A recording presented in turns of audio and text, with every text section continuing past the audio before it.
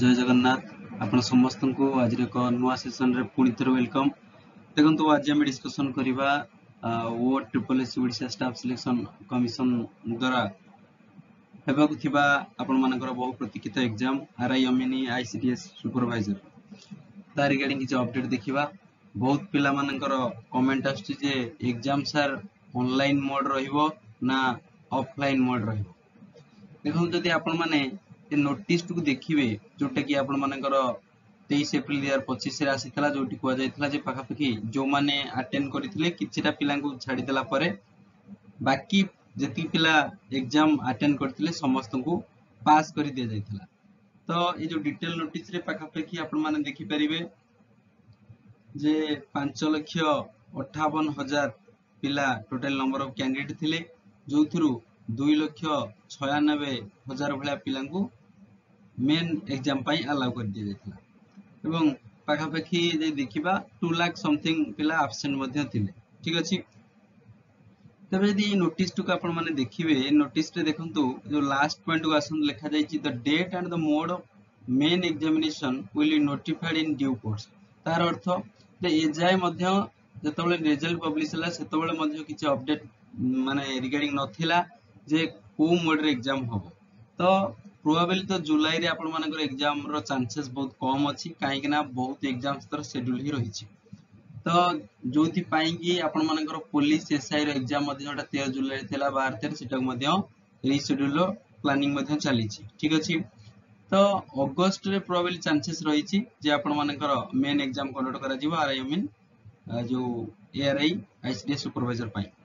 तो बड़ प्रश्न है जे एग्जाम टा ऑनलाइन हो ना ऑफलाइन हो। देखंतु मोस्ट प्रोबेबल जेतु प्रथम ऑनलाइन मोड कर दिया जायथला तो सेटा ऑनलाइन ही होबार चांसेस अछि फिर भी आपण माने को नोटिफिकेशन रे जणेबे। आ गोटे कथा ऑनलाइन रे बहुत करप्शन होबार चांसेस अछि कोन ना परसेंटाइल मेथड को अप्लाई करि पारंती एक पर्सनल स्कोर कार्ड न आसी पारे बुझि परसंती। तो जदि परसेंटाइल गोटे एमितिया मेथड जोथिरे कि जरो 90% रखिता पिला मध्ये सिलेक्शन होबो नै किंतु 70 रखिता पिला मध्ये सिलेक्शन नबो तो किए कोट सिलेक्शन नमस कथा कहि होबनी। तो जदि ऑफलाइन होबो सेथिरे प्राय चांसेस रहउची जे करप्शन बहुत कम होबार। तो हमें आशा करूचे जे पाखापाखि ऑफलाइन रो एग्जाम मध्ये हेई पारे फिर भी आपण माननको जुलाई लास्ट वीक सुधा वेट करिया पड़िबो। तो जुलाई लास्ट वीक बेलकु आपण माननको नोटिस दगे जणाई दिया जिवो जे ऑफलाइन होबो ना ऑनलाइन एग्जाम होबो। तबे जो प्रकार एग्जाम होउछ हो किंतु पिला मानको प्रति कोनोसी अन्याय न हो पिला मानको सटीक राइट्स मिलु एवं एग्जाम रे क्लैरिटी रहू करप्शन फ्री रहू एग्जाम इति केवल हमें आशा करिबा। ठीक अछि।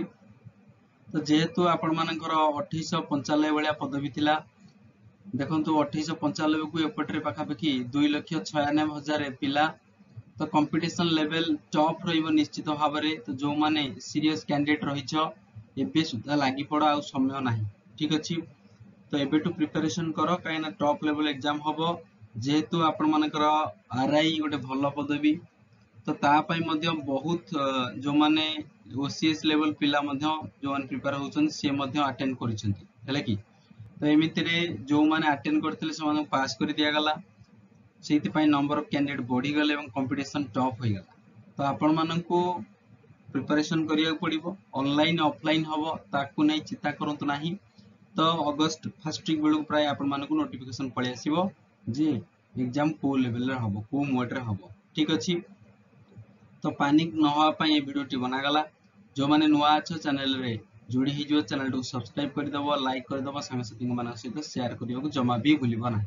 ठीक अछि। तबे समय बहुत कम रहिछि पढापढी जारी रखो ए जाय कोनोसी नुआ अपडेट नाही जे एग्जाम ऑनलाइन मोड रे होबो कि ऑफलाइन मोड रे होबो। ऑनलाइन मोड रे करप्शन हाई रहइबो निश्चित भाबरे ऑफलाइन मोड रे चांसेस बहुत कम रही बुझी पारले। तबे थैंक यू। जय जगन्नाथ।